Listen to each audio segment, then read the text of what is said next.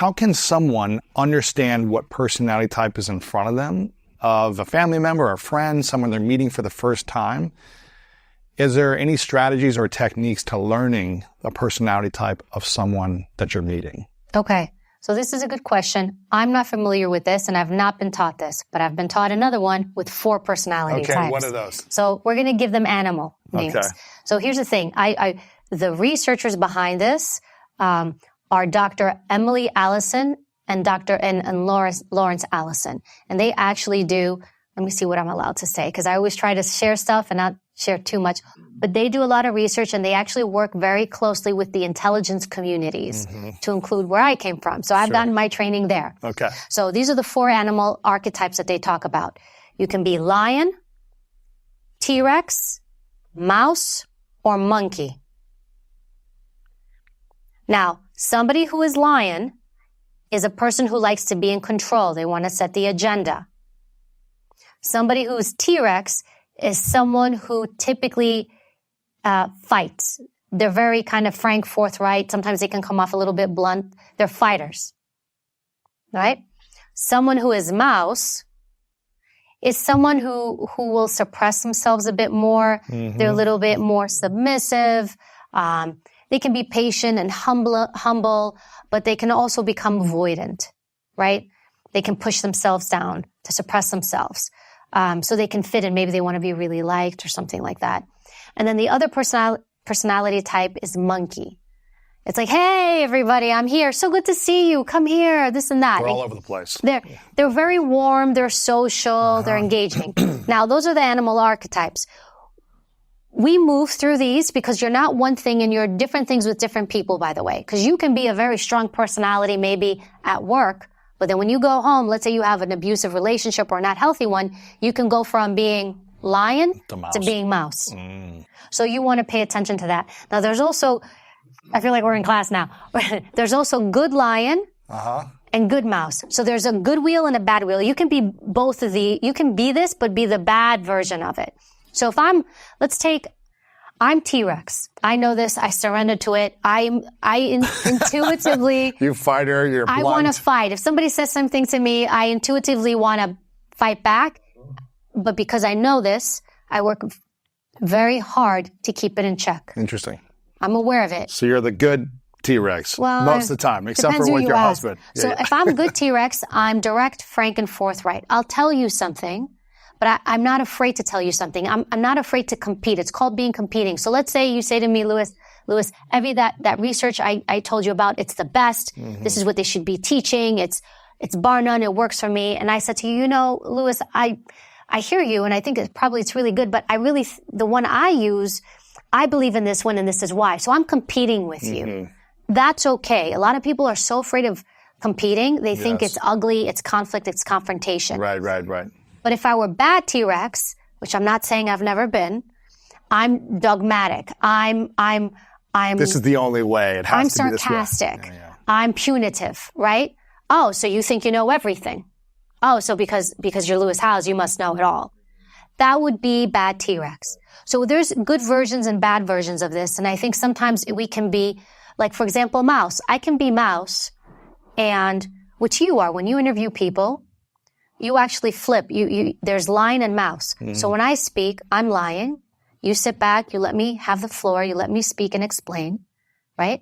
But you're humble. You're seeking guidance. You're asking questions. You're good mouse. And hopefully most of your people come here are good lion. They're setting the agenda. They're helping give points. They're talking. They're sharing with your viewers.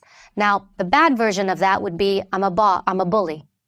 I'm someone who bullies people. I'm a supervisor or someone who kind of pushes people down. I'm in charge. I'm this. I'm that. I'm the boss. You listen to me. That would be a bad version of lion. And a bad version of mouse would be someone who becomes very weak, submissive, almost avoidant because they're just trying to keep that bully and that stuff off of them. They're too afraid to speak. So those are the 4 predominant personalities. Which one do you think you are?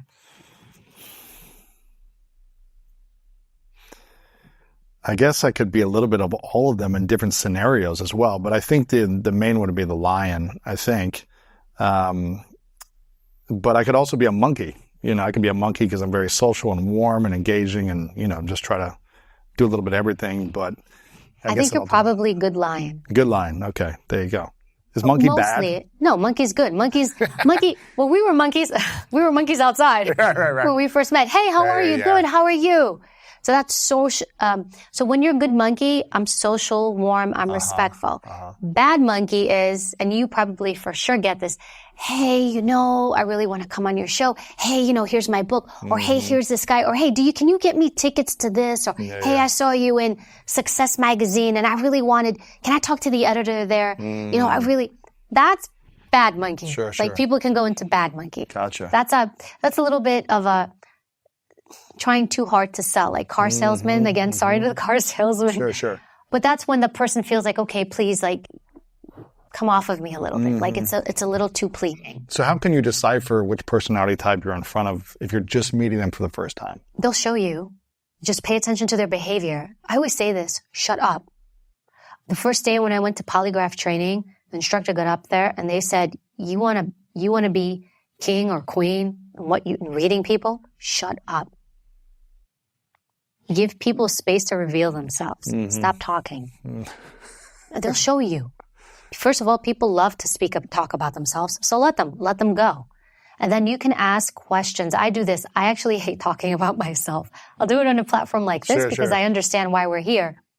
But in real life, I don't like talking about myself. I'm more introvert. And I'll say, no, you know, people ask me, oh, Evie, what project are you on? I was like, I'm talking to this production company. We'll see where it goes. Right. What are you doing lately? Oh, wow, really? You're in accounting? That's amazing. What kind of accounting do you do? Tell me about that. And then I listen. So you'll pick up that person's mannerisms. You'll hear the language that they use, how they speak. And now you have a better idea who's in front of you. I call it's 80-20. 80% of the time they speak. 20% of the time, you speak. What if both of you are like that and you want to speak less? And so you both just ask, I'll tell you very little and popping the question back to the other person. So you bring a good monkey out, warm, social, respectful, but you can ask questions. Tell me about that. Or see what they like to talk about. See what they want to talk about, not what you want to talk about. What if both individuals are that personality where they're both like, I just want to know what you think. You tell me more about you. No, you tell me more about you. I think, no, you tell me more about you. If you're that's actually, you're both mouse. Yeah. This is kind of like, so both people, so here's the thing. That's more mouse. So mouse is me saying, hey, Louis, where do you want to eat later? Oh, I don't know, Evie, where do you want to eat later? Well, I don't know. What do you want to eat later? We're never going to eat. We're never going to eat because neither one of us is making a decision. Yes. So actually in that scenario, we're both being mouse. So when you're mouse, if one person is mouse, then to help the relationship progress, then one person has to become lion. So at that point, I'd say, you know what, Louis, let's do sushi. I love sushi. Let's go do that. You good with sushi? And at that point, you would chime in. So yes, you would want to move. But these animal archetypes, we move between them. We may be one version more so than another one. So I know I'm a bit more T-Rex. I have to work on it. I believe you're probably more lion just because of all the things you do. You're trying to control everything, control your relationships, your business deals. And so that the ship doesn't leave without you, I could see you being like, from what I know of you, like, hey, no, let me slow down. Let me look at this. Thank you for watching this video. If you want more inspiring clips like this, make sure to click right here to subscribe and click right here to watch that next video that is specific to support you in your life.